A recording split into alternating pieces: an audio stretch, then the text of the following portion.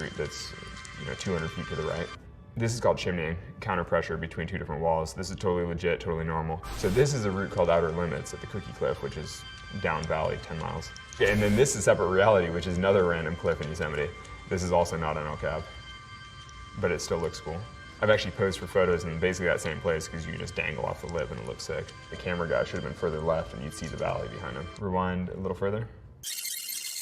Yeah, so when you're climbing a crack, you basically put your hand in and then you change the shape of your hand to conform to the crack. Pressure between the meat of your thumb and the back of your hand is what constricts you into the crack. And then if a crack is bigger than that size, then you can basically cup your hand and now you get pressure between the back of your hand, like your knuckles and your fingers / thumb.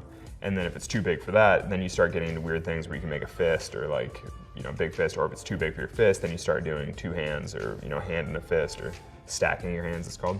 And that's why crack climbing is fundamentally one of the safest feelings in free soloing. You feel like your bones are locked into the wall and you're not actually using any muscles to hold on. I mean, at least this is tastefully done. It's not like over the top, it's not turned up to 11. I mean, there's El Cap, it's beautiful, he's climbing. So he's going up the side of the boot flake, this is the nose right now. Yeah, I mean, this is much closer to real rock climbing and especially real free soloing. Because he's moving slightly more methodically, he's placing his feet carefully, he's moving with intention. It's not like crazy jumping around. I mean, this is what free soloing looks like.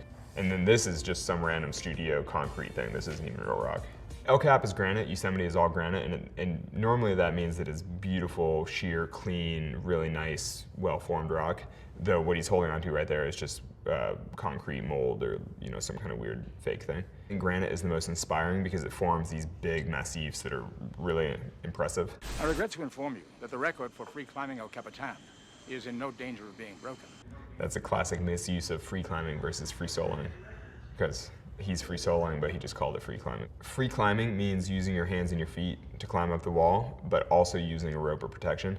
Free soloing means that you're free climbing by yourself, which means that you're not using anything to assist you and you don't have a partner, and so you don't have a rope either. Because it's there. Because it's there. Classic Mallory quote. Oh, now he's falling to his death, and that is El Cap behind him. I think they actually did some kind of crazy multi-100-foot rope fall thing for that shot. I think Star Trek V is pretty legit, pretty realistic, particularly for having been made 30 years ago or whenever it was. It's the original El Cap free solo.